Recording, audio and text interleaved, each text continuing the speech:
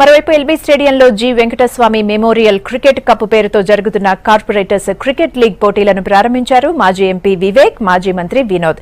20 రోజుల పాటు జరిగే ఈ లీగ్లో 150 మంది కార్పొరేటర్లు పాల్గొనున్నారు. క్రికెట్ డెవలప్మెంట్ కోసం ఎప్పుడూ ముందుంటామన్నారు వివేక్. గల్లీల్లో ఉన్న క్రికెటర్స్ ను బయటకు తీసేందుకే ఈ లీగ్ నిర్వహిస్తున్నట్లు చెప్పారు.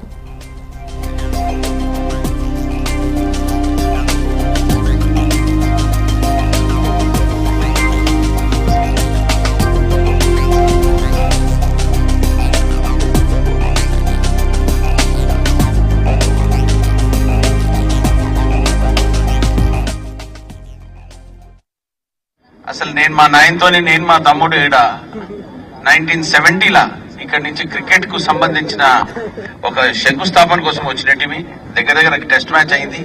ఆయనతోనే ఈయన్ని ఈ మెమరీస్ ఇడికెళ్ళి స్టార్ట్ అయినాయి.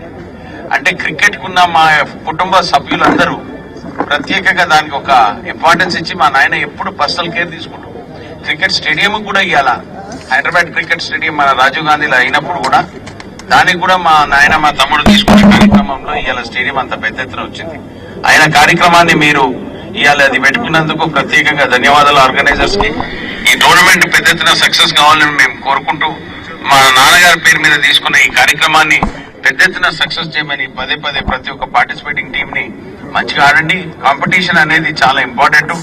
కార్పొరేటర్స్ ముంగట్టుకు వచ్చి ఈ కార్యక్రమాన్ని తీసుకున్నందుకు it's a great achievement for them and I wish all this tournament a grand success. Thank you very much.